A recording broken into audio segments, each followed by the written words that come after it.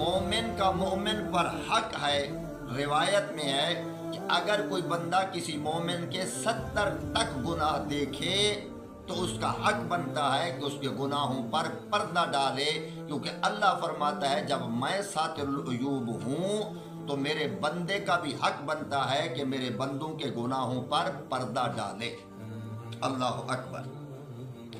اسی لیے دعائے جوشن کبیر میں یہ جملہ معصوم کا کہ یا من اظہر الجمیل و ستر الکبیر، اے اللہ تو وہ ذات ہے کہ جو انسان کی نیکیوں کو تو ظاہر کرتا ہے لیکن انسان کے گناہوں پر پردہ ڈالتا ہے۔ یعنی اللہ وہ کریم ہے، وہ رحیم ہے کہ جو انسان کے گناہوں پر پردہ ڈالتا ہے لیکن انسان کی نیکیوں کو اللہ ظاہر کر دیتا ہے۔ اللہ اکبر۔ اور اسی حوالے سے چھٹے آقا حضرت امام جعفر صادق علیہ السلام کا ایک عظیم جملہ ہے۔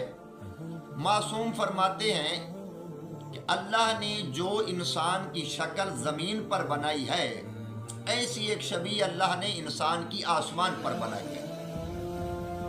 جب وہ بندہ زمین پر جو عمل کرتا ہے، نماز پڑھتا ہے، رکوع کرتا ہے، سجدہ دیتا ہے، خیرات کرتا ہے، روزہ رکھتا ہے، حج کرتا ہے، جو بھی نیکی کا کام کرتا ہے تو خداوند منان اس شکل کو بھی ویسے حکم دیتا ہے کہ وہ شکل بھی ویسے بناتی ہے، اور اللہ ملائکہ کو حکم دیتا ہے کہ دیکھو کہ جس مخلوق کو میں اللہ نے افضل ترین مخلوق بنایا ہے وہ مخلوق میری نیک عمل کر رہی ہے۔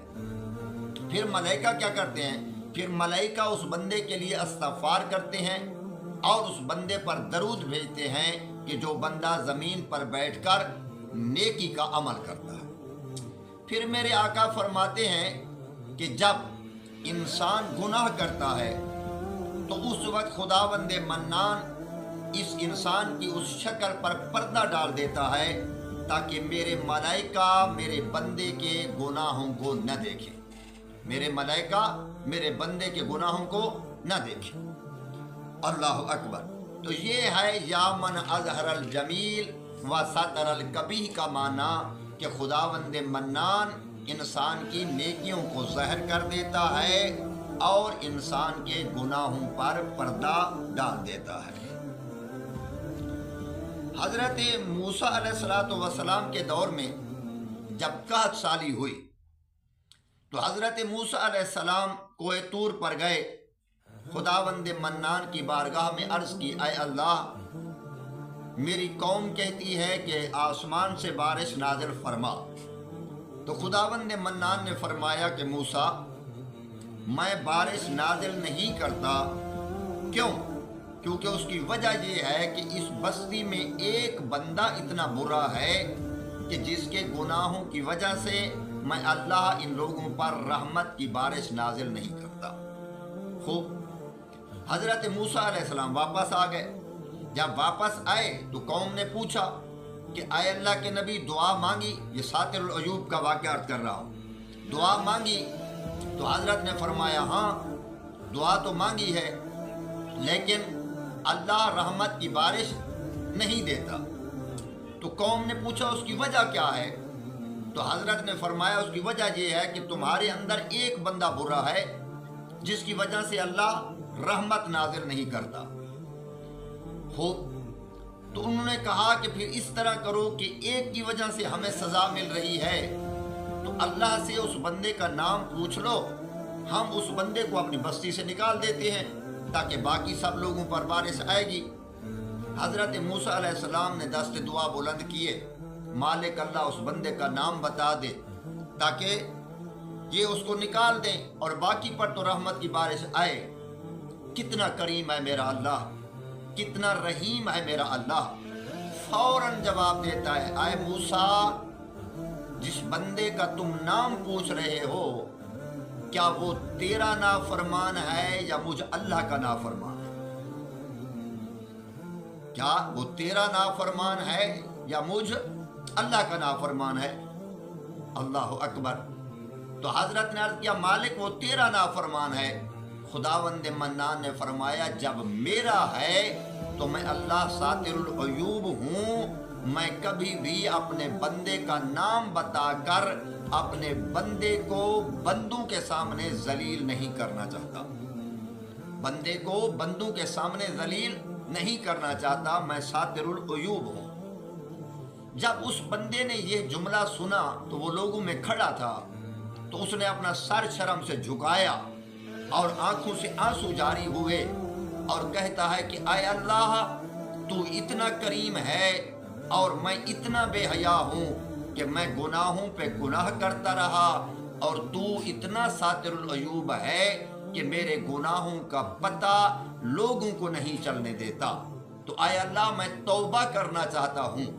تو خداوند منان نے اس کے آنسو اسی وقت قبول فرمائے، بادل اٹھا، بارش آئی، تو حضرت موسیٰ علیہ السلام نے عرض کی مالک اللہ، ابھی تو وہ بندہ نکلا نہیں ہے، دعا مانگی نہیں ہے، یہ کیا ہوا؟ تو آواز قدرت آئی، موسیٰ میں ساتر العیوب ہوں، جب آپ نے یہ کہا تو بندہ روتا رہا، مجھے اللہ کو بندے کے گناہوں کے اعتراف پر اتنا رحم آتا ہے کہ میں اس کے گناہوں کو فوراً معاف کر دیتا ہوں۔ تو اللہ ساتر العیوب ہے، خدا چاہتا ہے کہ میں اپنے بندے کے گناہوں کو معاف کر دوں، چھپاؤں، لیکن بندے کی حالت کیا ہوتی ہے؟ پھر آگے میرے آقا شب معراج، جب پیغمبر ختمی مرتبت حضرت محمد مصطفیٰ صلی اللہ علیہ وآلہ وسلم معراج پر گئے تو اپنے رب سے اپنی امت کے بارے میں سوال کرتے رہے، کلام کرتے رہے، تو ایک جملہ میرے محبوب پیغمبر اکرم صلی اللہ علیہ وسلم نے عرض کیا کہ مالک اللہ، قیامت کے دن میری امت کا حساب مجھے دے دے۔ خداوند کریم نے فرمایا کہ اے میرے حبیب، یہ نہیں ہو سکتا، کیوں؟ کیونکہ میں اللہ نہیں چاہتا کہ میرے بندے تیرے سامنے شرمندہ ہوں، میں خود اللہ ان کا حساب لوں گا۔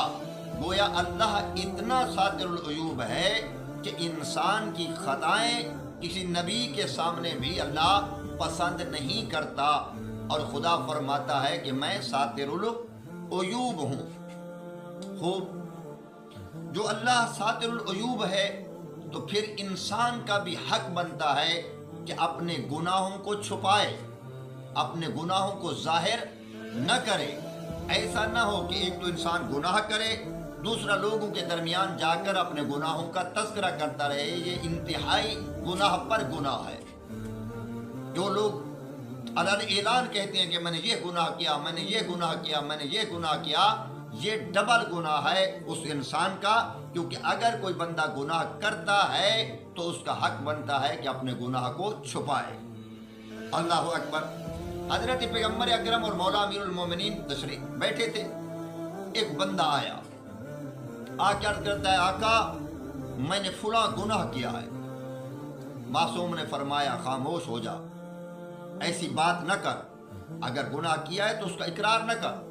اس نے پھر کہا کہ میں نے مجھ سے یہ گناہ ہو گیا ہے، تو معصوم غصہ میں آئے اور غصے میں آ کر فرمایا کہ اگر تجھ سے گناہ ہوا ہے تو گناہ کی دو قسمیں ہیں، ایک گناہ ہوتا ہے جس کا حق اللہ کے پاس ہے، اور ایک گناہ ہے کہ جو حقوق الناس کے حوالے سے ہوتا ہے۔ ہم تجھے کہہ رہے ہیں کہ اگر تجھ سے گناہ سرزد ہو گیا ہے تو جاؤ، اگر حقوق الناس ہے تو ان کو واپس کر، اگر اللہ کے سامنے کوئی اور گناہ کیا ہے تو اللہ ساتر العیوب ہے، جب اللہ نے تیرے گناہ پر پردہ ڈالا ہے تو تیرا بھی حق نہیں بنتا کہ اپنے گناہ کا تذکرہ کسی غیر کے سامنے کر۔ جا، اللہ نے توبہ کا دروازہ کھلا رکھا ہے، جاؤ اللہ کی بارگاہ میں توبہ کر لو، اللہ تمہارے گناہوں کو بخش دے گا، اور اپنے گناہوں کا تذکرہ کسی کے سامنے مت کرو۔ اور اسی لیے میرے 8ویں آقا حضرت امام رضا علیہ السلام نے ارشاد فرمایا کہ المستتر بالسیئۃ مغفور لہ۔ 8ویں آقا فرماتے ہیں کہ جو انسان گناہ کرے اور پھر اس گناہ کو چھپائے، کسی بندے کے سامنے اس گناہ کا تذکرہ نہ کرے، وہ ایسے ہے کہ جیسے اس کے گناہ